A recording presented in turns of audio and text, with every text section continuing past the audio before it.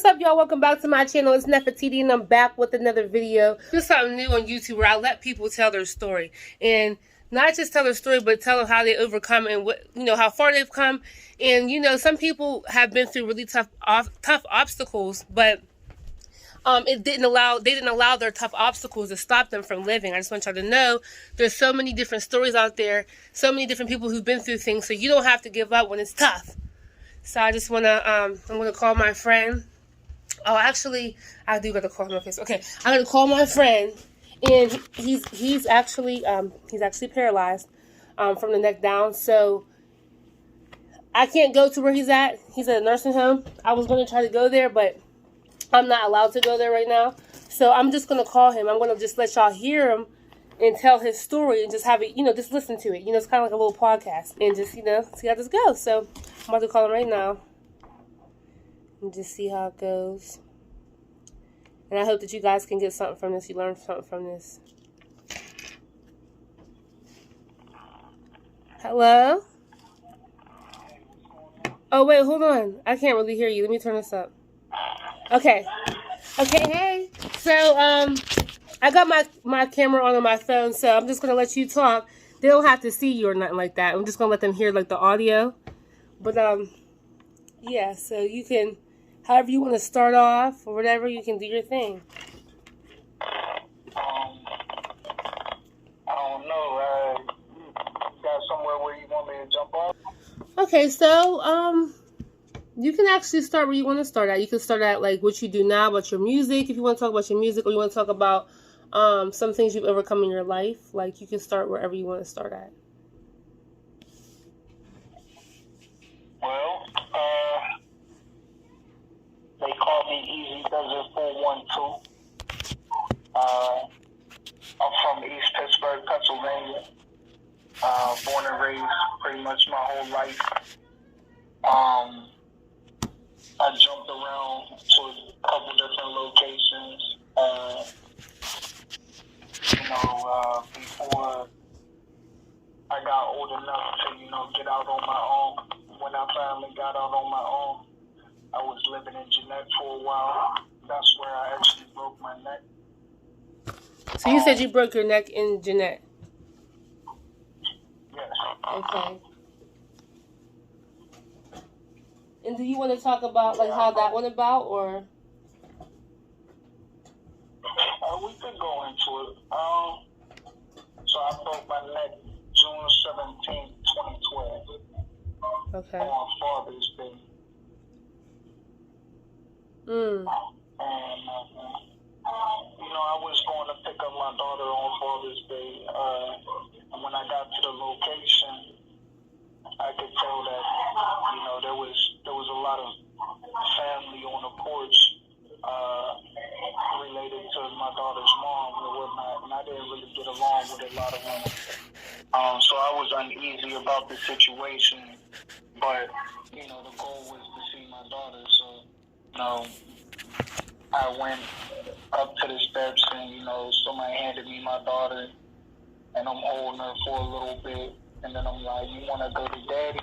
And I'm bouncing her up and down, and I start to walk up the steps to get her diaper bag, and as I'm walking up the steps, one of the aunts, stands up and comes down the step and, reaches out to my daughter and starts, trying to pull her out my arms.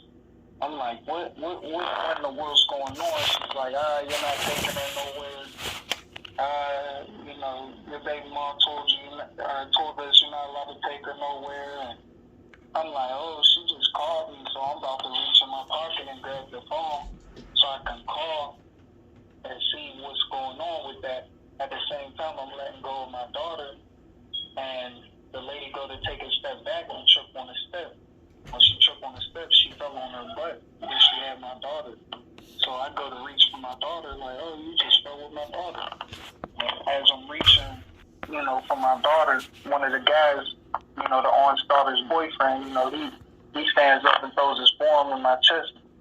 He backs me down and step. He's like, oh, you just pushed her. I'm like, oh, she got my daughter. Why would I push her if she's holding on to my daughter?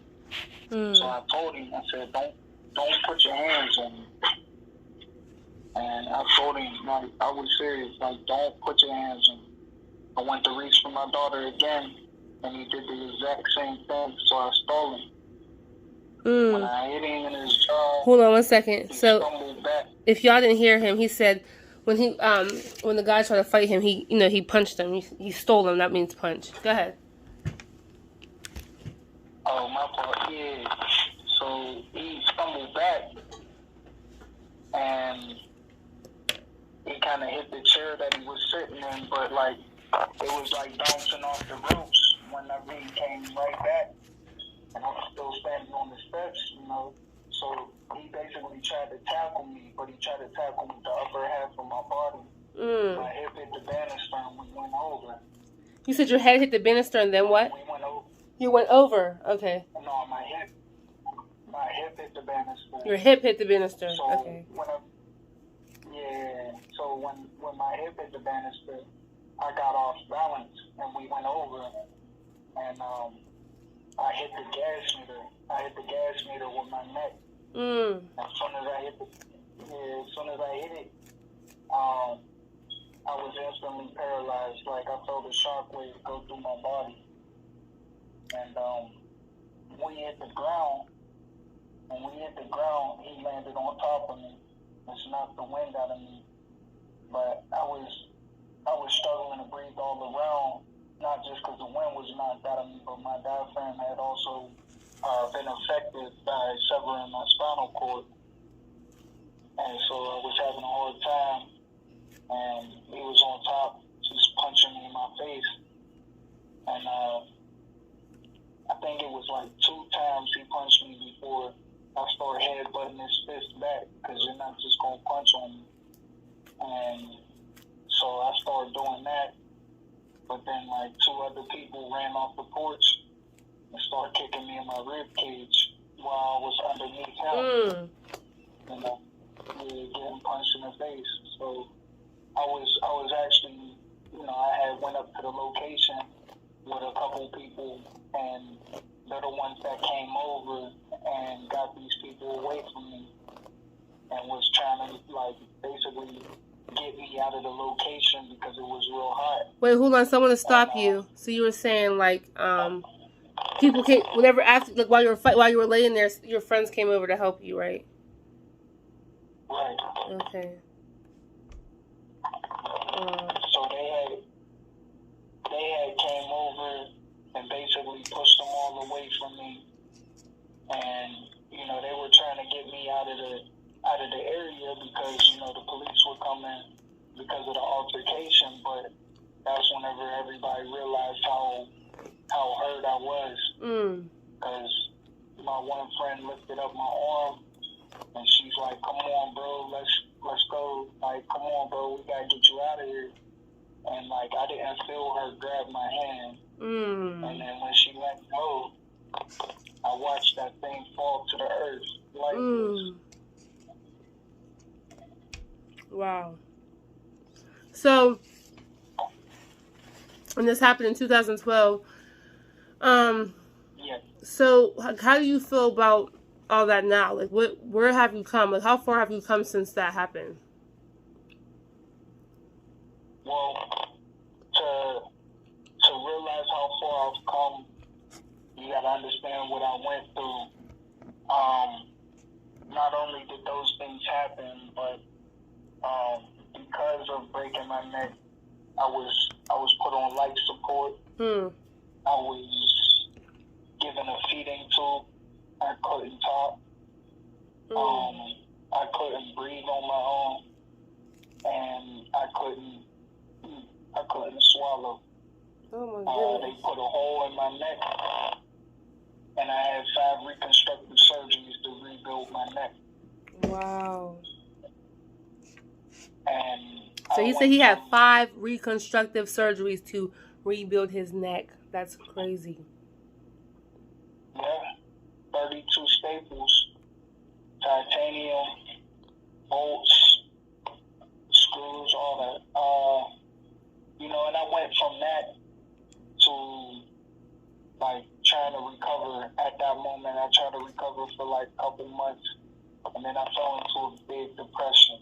You depressed for maybe like 3 years. With not seeing my daughter and realizing that the way that I used to live is never going to be possible again. You know, that beat me up a lot. But the way that I started helping myself was being able to write my emotions. Okay. Write down what was on my mind and my heart. And that's how I got back into, you know, writing my music, you know, with a stylist and a phone or a tablet, you know. Yeah.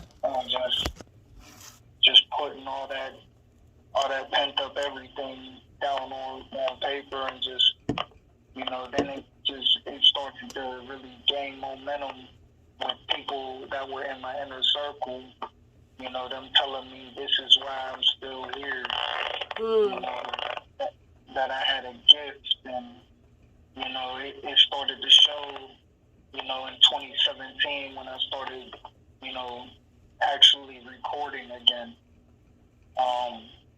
Once I started actually recording, I released some music independently, and then, you know, because of a friend's advice, I ended up reaching out to a couple record labels, and one of the labels that I reached out to, I actually ended up signing with in 2019 for marketing and distribution, Bentley Records, Bentley Gang.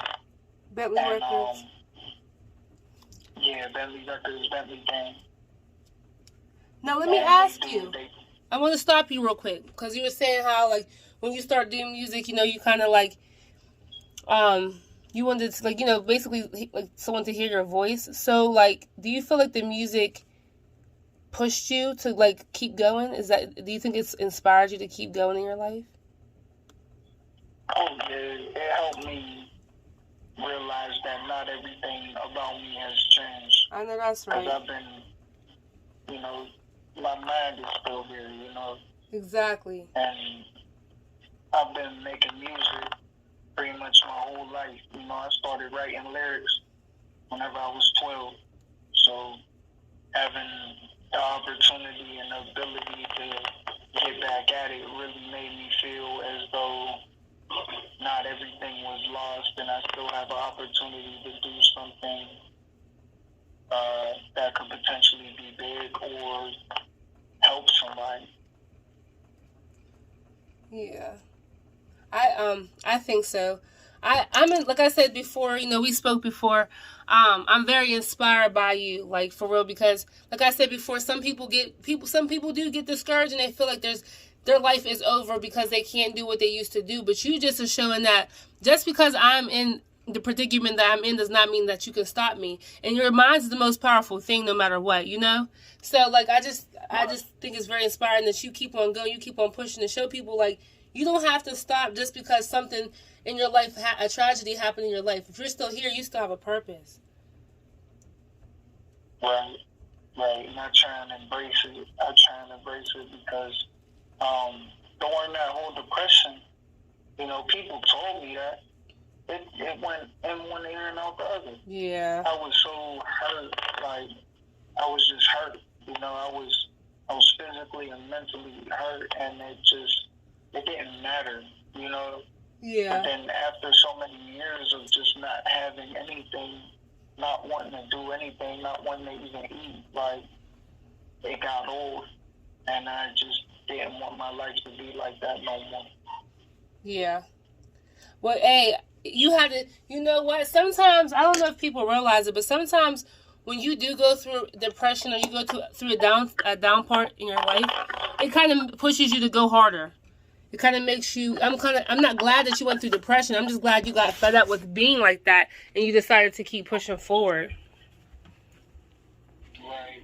I don't know what came over me to want to just, I think it was just really just being tired of staring at four walls all day and not wanting to communicate with people. Like, I didn't even talk to people.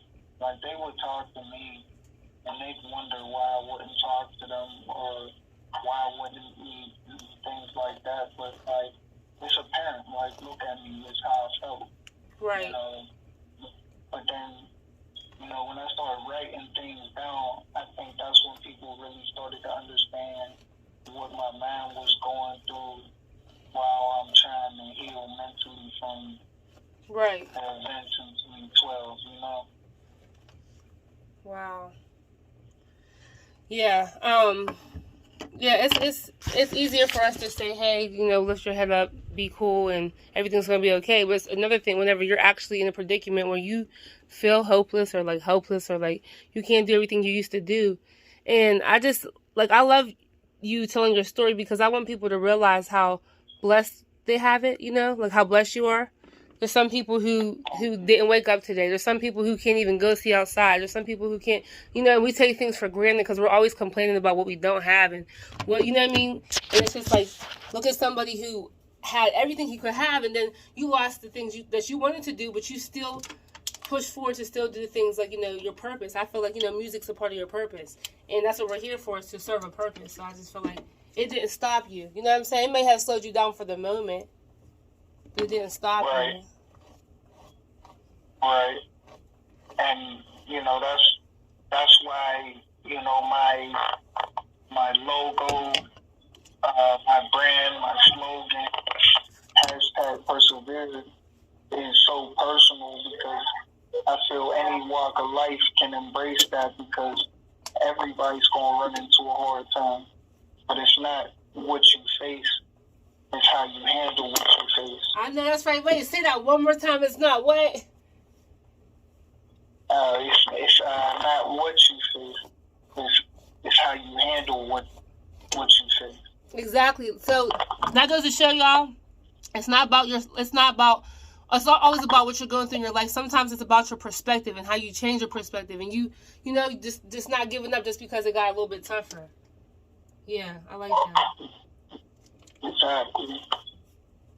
Yeah. Did you wanna go any further? Did you wanna wrap it up, or did you wanna tell me anything else about you or what's going on with you? I mean, we could speak on anything. Okay. Well, I have like 10 more minutes, so you want to talk about the music a little bit or whatever is going on with you right now in your life? You said you're signed to Bentley Records. Like, what are y'all doing? Do you have anything coming up?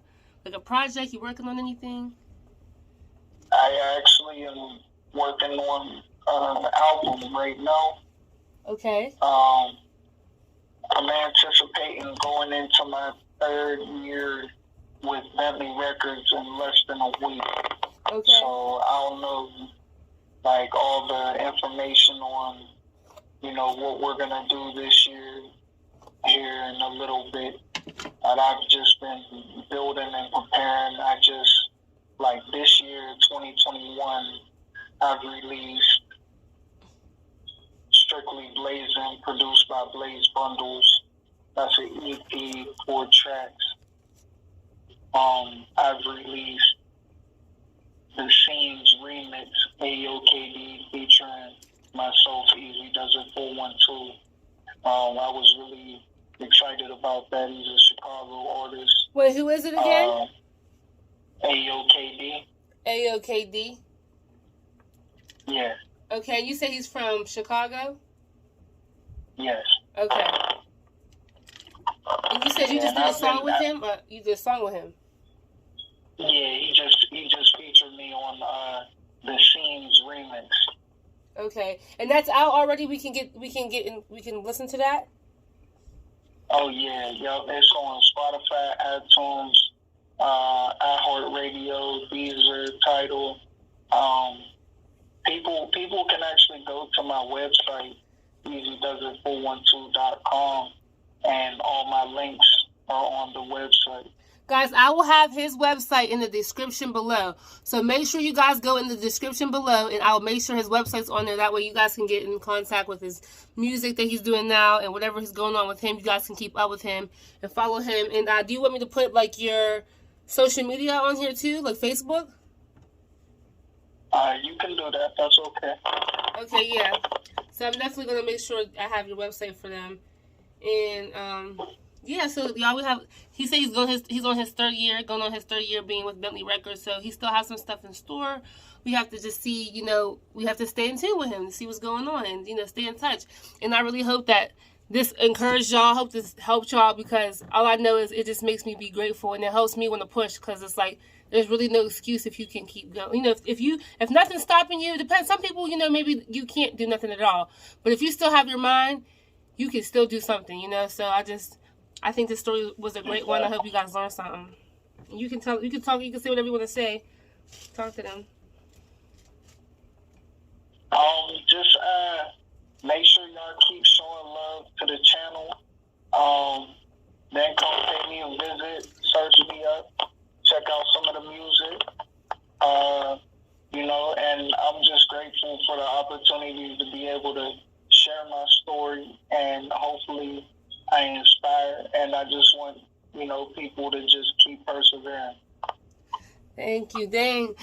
All right, y'all. So that's Phil. Make sure y'all check him out. Like I said, his information will be in the description below. Thank you so much for coming on my channel again. I know I told you before, but I really appreciate you. I know I was kind of everywhere. My schedule was like crazy, but I do appreciate you for being patient with me and coming on my channel.